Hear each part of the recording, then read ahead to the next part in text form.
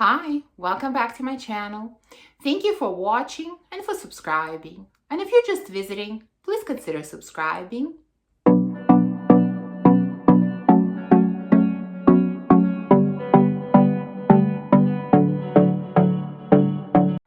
So today it is finally time for the first haul of 2024.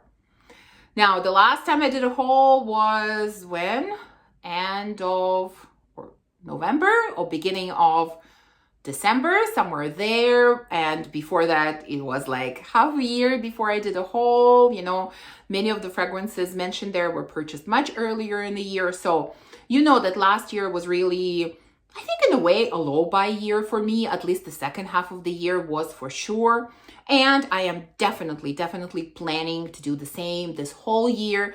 I'm not going on no buy, but definitely low buy, definitely being a lot more selective with my purchases, trying to lower blind buying even more, really trying to sample fragrances first and then purchase them, just being a lot more deliberate with what I add to my collection. And so I will be honest with you, I was a little bit bad during the holidays and purchased a little bit more than I should have.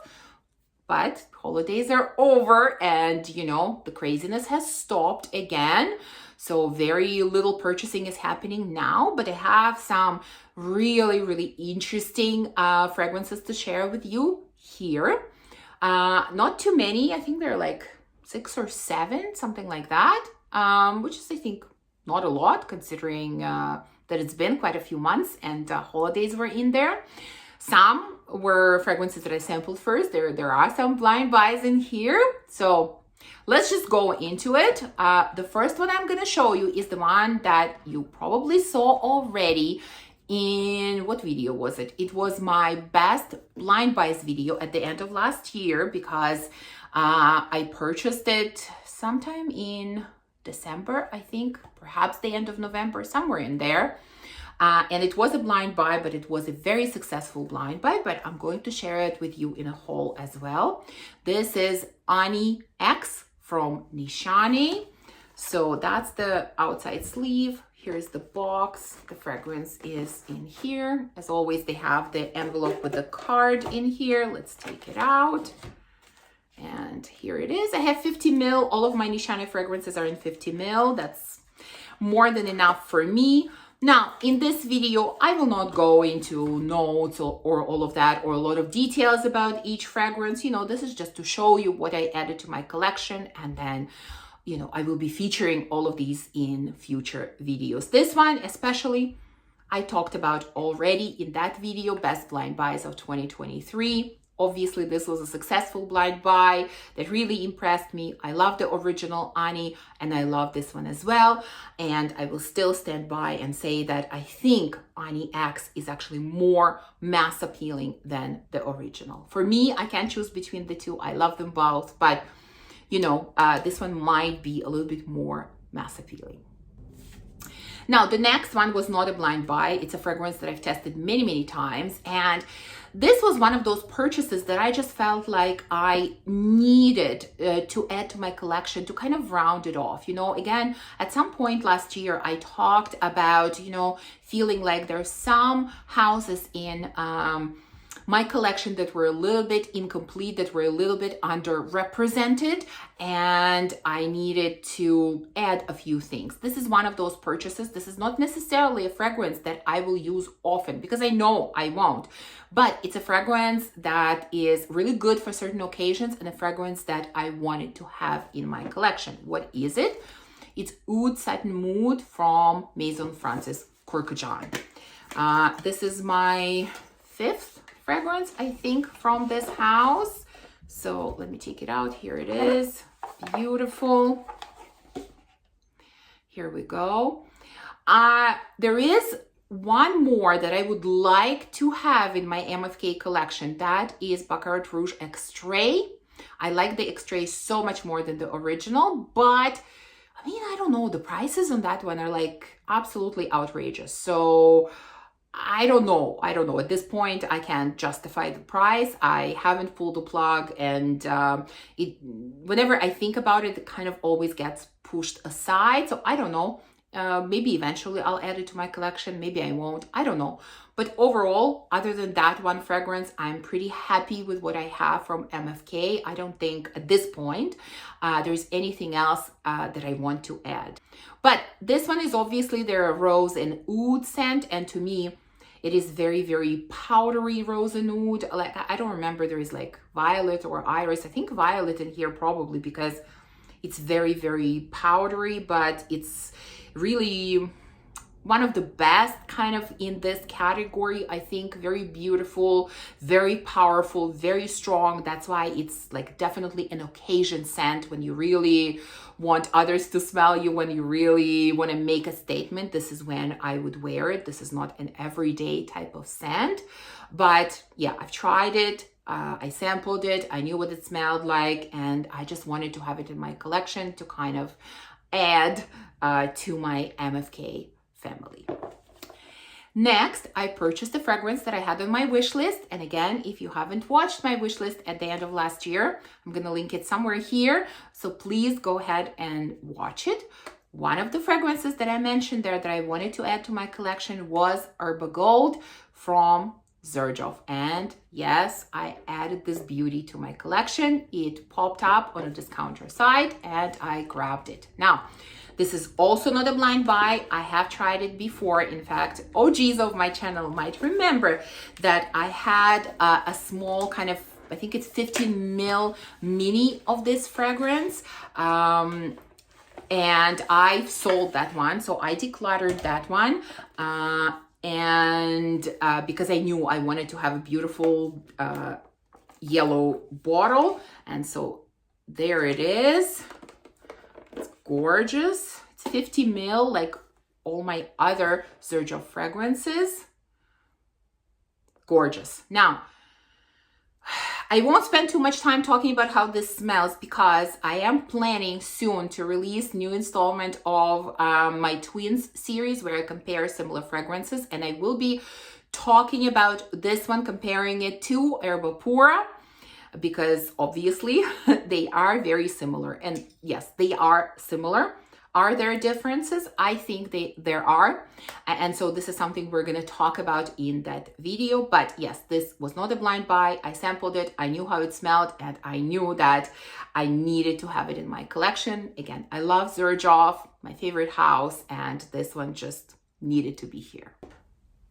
Now, just remembered now, something I forgot to mention is that in addition to new fragrances that entered my collection, I also decluttered a couple of fragrances, which I want to mention in this video as well. So after I go through all the purchases, I'm quickly going to tell you about 2 fragrances that left my collection and why they left. So please stay tuned until the end.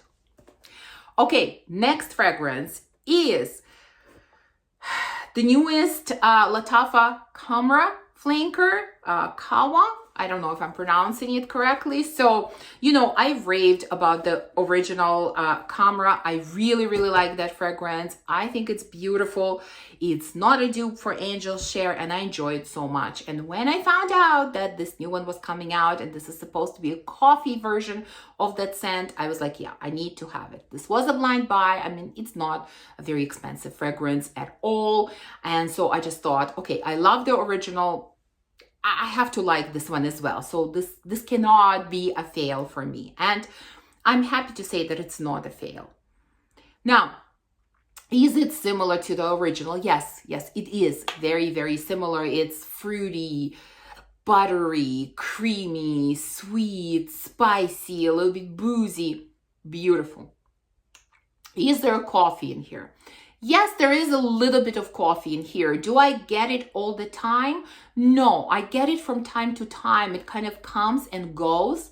I do wish that the coffee note was a little bit stronger, just to, not to make this fragrance better, but to distinguish it a little bit more from the original. So coffee is a little bit light for me, but I do get coffee because I've heard some people say they don't get coffee at all. I do get coffee, absolutely, especially in the opening and the first maybe couple of hours of this fragrance. I do get coffee, but I do wish it was stronger. So do I like it? Yes, absolutely. Really like it. Have used this one. Have used the original. These are one of my favorite fragrances. Absolutely enjoy them. My husband uses them as well. This gets 2 thumbs up for me. Okay, next, I'm going to show you a fragrance from a house that I don't really hear anyone talk about. I didn't really know much about them either. I saw them pop up on one of the discounter sites, and I don't know, it's just something in me that told me I had to try this one. So this was a blind buy. I was kind of really nervous about it, so let me tell you about it. This is from Panadora, and this is a Swedish brand, and the fragrance is called Moonlight. Now, let me show you the bottle. It's quite stunning. Oh my God, like gorgeous, right? Amazing. Kind of dangerous. Can be considered a weapon. Very sharp, but beautiful. Like I said, I don't hear anyone talk about this house and this fragrance. I don't know. It's just, I don't hear anyone on YouTube, but something about it just pulled me to it. Now with this one, I do want to read you the notes just so you get an idea what it smells like. Because like I said, this is just a not well-known fragrance. So the notes in here are plum, mandarin orange, chocolate, clove leaf, fruity notes, peach, cedarwood, white chocolate, amber, tobacco, musk, vanilla, and honey. Now, interesting notes. I really didn't know what it would smell like when we put all of this together. And it smells very interesting. It definitely has fruity element. Well, I just got lipstick on the bottle. Let's try to wipe it off. So it definitely has fruity elements. It has a bit of chocolate vibe. Definitely has some sweetness. It has tobacco. It has some woodiness. All of the elements are playing beautifully together. At first glance, this seems like sort of a quiet scent, but in reality, it's not quiet at all. This is quite powerful, actually. This is one of those scents that gets stronger as I wear it. It has beautiful longevity. It has beautiful sillage. It has beautiful projection. I think the notes of tobacco and honey are quite prominent here. At some points, it almost reminds me a little bit of Tobacco Color from Dior, but in a much more, I don't know, subdued, refined, more blended kind of way. It's not quite as powerful and in your face. This is very, very beautiful and underrated fragrance.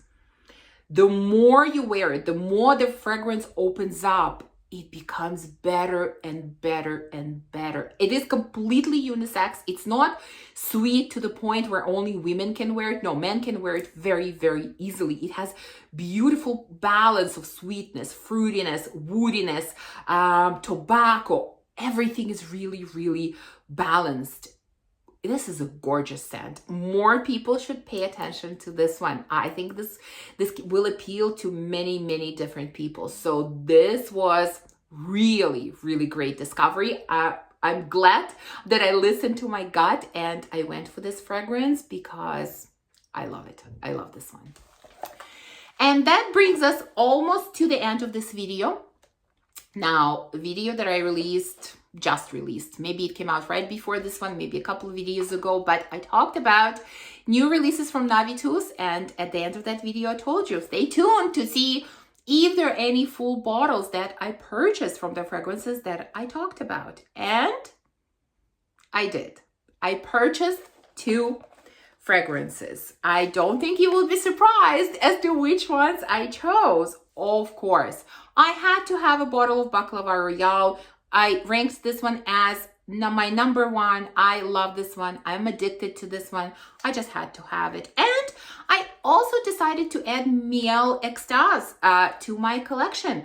I like it. I really like it. This will not appeal to everyone. Honey is extremely strong. I'm not going to talk about how these fragrances smell in this video because if you want to know, go watch my Navitus video. But yeah, neither one of these is a safe blind buy. But for me, I really, really loved both of these. So this is Baklava Royale. It comes in a very gold bottle. I won't lie to you. It's not my favorite bottle. I'm not a huge fan of this gold, but okay, whatever. I love the juice that's inside. And then Miel Extase. This comes in a bottle that looks very similar to the other one. Oh my God, I have boxes falling everywhere. Let's hope I don't drop any bottles. So this is Miel Extase. This was, I think, ranked number 4 on my list, but I really enjoy it, and it's different enough from a fragrance that's similar to it that I talked about in that video as well. So yeah, I wanted to have these two in my collection, and I did purchase full bottles. So there you go. These are the new fragrances that I added to my collection. As I mentioned earlier, I did declutter 2 fragrances, and because it's only 2, I'm going to talk about them in this video, tell you what they are and why they left my collection. Now, one should not come as a surprise to those that watch my channel. This was the fragrance that was on a chopping block at the end of last year, Khalil from Noeme. I tried, and my husband tried to like that fragrance. We attempted to wear it a few times, and it was just not a love. It wasn't a fragrance that neither one of us hated, but we just didn't love it, and decided that no, there's no point in keeping it. So that fragrance left. Second fragrance that I decluttered might surprise you. It's a fragrance that I talked about very, very highly for some time. But if you've watched my channel carefully in the last year, you might have noticed that I have not mentioned that fragrance even once in that whole year. And it's not because I stopped liking the way that it smells, but it's because of something else. And, you know, I never talked about it, and I'm not going to go into a lot of details about it here. But the fragrance that I decluttered is Plum in Cognac from Scents of Wood. Now, if I still like the way that it smells, I love the way that it smells, why did I declutter it, and why did I not talk about this fragrance in the last year? I will tell you very briefly, and again, you know, I'm all about openness and honesty. And I won't go into all the details, but I've mentioned it before that customer service for me is extremely, extremely important when I deal with companies, and not as an influencer, because I don't consider myself as an influencer, but as a regular consumer. And I've had, and that happened close to a year and a half ago, actually, I've had very, very unfortunate, I would call it dishonest and almost fraudulent interaction with this house because of something that happened. They didn't do what they were supposed to do. Basically, they ripped me off, to put it in simple words, and I could have continued with this issue and tried to fight them on this, but honestly, I was just tired and I didn't want to, and I just left it. And this is not the kind of company that I will deal with in the future. They had no idea that I make videos or have a channel or anything. I never brought it up into the conversation. Like I said, this was interaction with just a regular consumer, which I consider myself to be. But the way they handled the situation was just so dishonestly. I have no words. And so I just decided this is not a company that I was ever going to talk about on my channel. This is not a company that I was going to purchase from in the future. But I had this fragrance that I loved, and I just didn't know what to do with it. So I kept it for a while, and I tried using it, and I just didn't feel good when I used it. So at the end of the day, I decided, no, I have to let it go, and so I decluttered it. So that's it. These are the fragrances that I added to my collection and the ones that I decluttered. Please let me know, what have you purchased lately, and did you let go of any of the fragrances from your collection? Thank you for watching this video. If you enjoyed it, please remember to give me a thumbs up, to subscribe, and to comment, and I will see you soon in the next one. Bye!